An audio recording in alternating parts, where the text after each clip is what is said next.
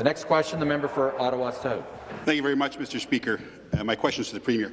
In 2006, the Liberal government of the day made traditional Chinese medicine a regulated health profession in Ontario. Until then, anyone in Ontario could hang up a shingle and say they were a practitioner of traditional Chinese medicine. Creating the college, it was in the public interest.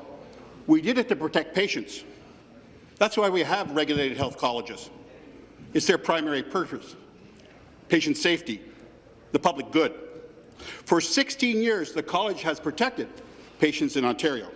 Your government, you want to change all that. In Bill 88, you snuck in a section that eliminates the college and, most importantly, protection for patients. So, Speaker, through you, will the minister commit today to protecting patients by removing Schedule 5 from Bill 88 and commit to keeping the College of Traditional Chinese Medicine here in Ontario? And the Minister of Health. Thank you, Speaker. Our government is committed to protecting the safety of Ontario patients, and we also are committed to get more people working by reducing regulatory barriers to allow more individuals to get back into the business of practicing traditional Chinese medicine. The proposed legislation would repeal the Traditional Chinese Medicine Act 2006 and amend the Health and Supportive Care Providers Oversight Authority Act 2021. So as a result, the oversight of traditional Chinese medicine practitioners and acupuncturists will transition from the College of Traditional Chinese Medicine Practitioners and Acupuncturists to the Health and Supportive Care Providers Oversight Authority, which is the same oversight authority which is overseeing personal support workers. This is a strong organization which will provide the necessary protection for the people of Ontario while still allowing more practitioners to become involved in the practice, which is what the people of Ontario want. Any supplementary question? Respectfully, back to the minister. Traditional Chinese medicine practitioners are not tattoo artists, and they're not PSWs. They apply medicine and treatment. This change was done without any consultation, none whatsoever, literally out of the blue and buried in a bill.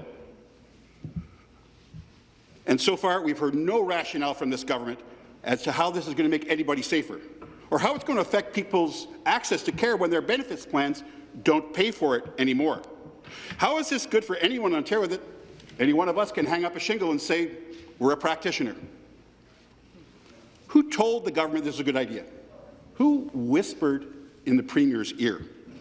There is no reasonable, rational reason to eliminate this college. None whatsoever. You're going backwards, not forwards.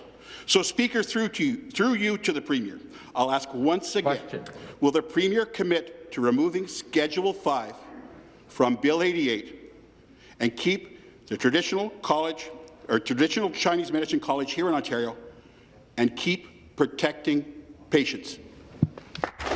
The Minister of Health. Thank you. Our government has always been dedicated to protecting the health and well-being of the people of Ontario. And this is no different. This authority, the Health and Supportive Care Providers Oversight Authority, is already overseeing personal support workers who also provide health care to the people of Ontario.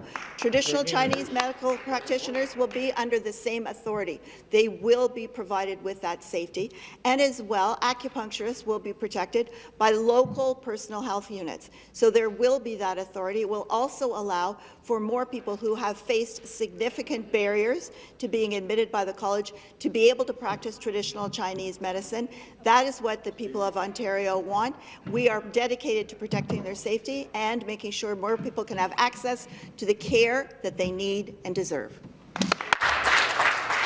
Next question.